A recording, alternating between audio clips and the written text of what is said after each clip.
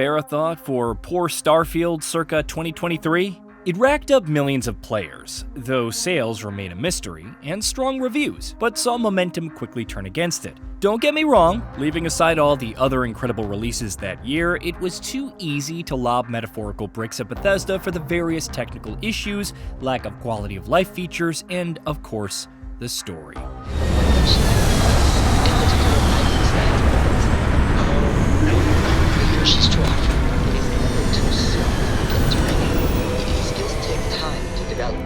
This is one of the weirder conversations I've had lately. While there was a sense that the development team was truly attempting something different and grandiose, attempting to recreate the vastness of space, emptiness, and all, the biggest problem is how it effectively fractured Bethesda's built-in audience. Those who got it could vibe with the exploration, the mood, and the sheer scale of it all. Others wanted something more akin to Skyrim, or, at the very least, Fallout, which it became very clear this was not. Updates came and went. Shattered Space gave even the most dedicated fans secondhand embarrassment, and that's despite having some really good dungeons. Then there was the great emptiness of 2025, where Bethesda promised big things and ultimately kept its head down to work on the future. Well, the future is now, and the now is free lanes, so is Starfield fixed, so to speak? Well, not exactly, and really, you should have seen that response coming when Todd Howard himself said not to call it Starfield 2.0. Todd Howard not talking a game up through the stratosphere? A cold day for sure. But he's not wrong. Free lanes is a massive pass at all the different systems and mechanics within Starfield, expanding on them in ways that befit the originally hyped up spacefaring fantasy. It's not so much about giving players something to do as offering more experiences in this vast universe, because while space can be boring and empty, that doesn't necessarily mean that Bethesda's take has to be the same. That's best reflected in cruise mode, which more facilitates the self-titled free lanes themselves. Before, players would endure a loading screen to travel from planet to planet, even those within the same system. Then another loading screen to land on said planet, and another to leave. And while everyone focused on the loading screens, for good reason, because so many in quick succession really hurt the pacing, it was really the lack of stuff to do in space that really grinded many players' gears. It's not about getting lucky and finding something, be it an NPC or a space battle, it was more than life in space just felt non-existent. Cruise mode addresses that immediately by allowing you to travel manually between planets in a star system. Right away, your ship isn't just some box that gets you from point A to point B, it's now a second home. Get up, stretch your virtual legs, talk to some crew members, and maybe go and improve your ship with the new X-Tech. Or reroll perks on your legendary weapons while working towards the new rank 4S.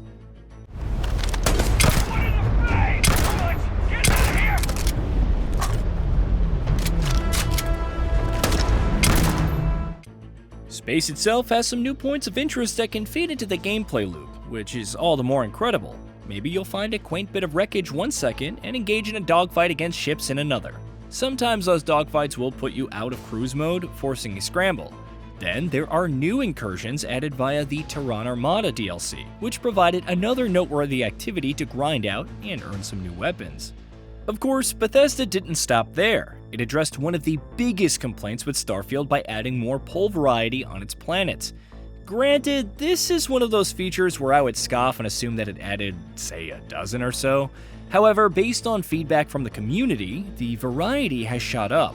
One player on Reddit, who would usually encounter the same point of interest pre-update, played for 3 hours straight, going through 30 unique types without ever encountering the same one twice.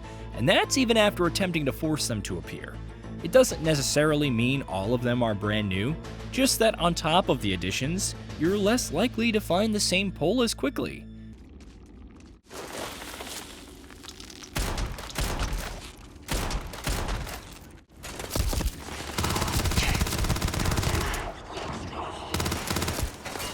Because these locations and dungeons can provide X-Tech, you're more incentivized than ever to explore random planets. There is a constantly rewarding gameplay loop that also feeds into the main purpose of Starfield, to explore both in space and on planets. The best part is that you're not just juicing those legendaries for no reason, as new enemy modifiers are in place for those who want more spice to their encounters.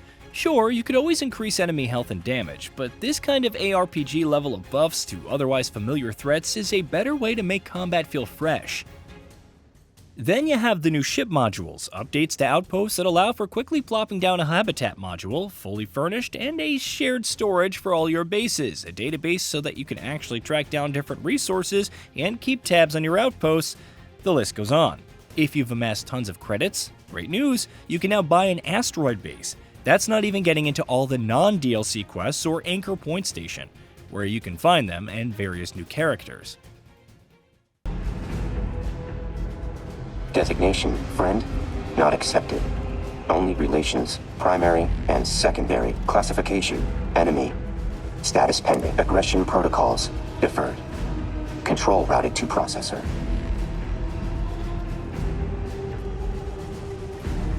Behavior dependent on target. So it's less that free lanes and by extension Terran Armada have fixed Starfield so much as leaned much further into Bethesda's vision for the game. It already had this massive universe that players could explore.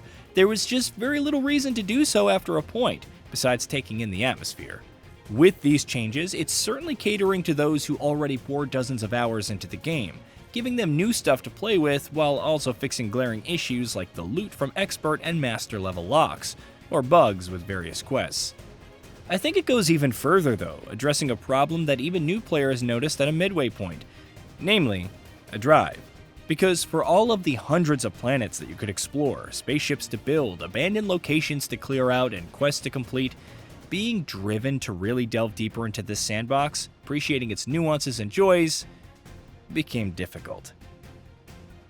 Free lanes isn't so much a giant leap for Starfield, so much as dozens upon dozens of significant little steps. And quite frankly, that's what this game needed. More complexity that ties into what's already there. More depth, more reasons to get out and see what the universe has to offer. Something to sink your teeth into beyond all these surface level trifles and grinds. That's probably why Bethesda didn't agree with the 2.0 label, even if it's not shy to call this the best version of the game yet. As lead creative producer Tim Lamb notes, there's a narrative baked into what the label would mean. Instead, the team examined several systems where we had interests or had heard things from the community, and we tried to level up a number of them. As such, a number of systems have been made incrementally better. There's a ton of content and things that the team is excited about. Will those things make Starfield as vaunted as Skyrim or even Oblivion? No one can say at this point, but if No Man's Sky, Cyberpunk 2077, The Division 2, and many more have taught us anything, it's that fantastic experiences are often built brick by bloody brick. Here's hoping for several more of the nice kind for Bethesda. Hey, did you know that we at GamingBolt upload new videos every day? Stick around, drop a like, subscribe, and hit that bell. And let us know what kind of content you'd like to see in the future with a comment below.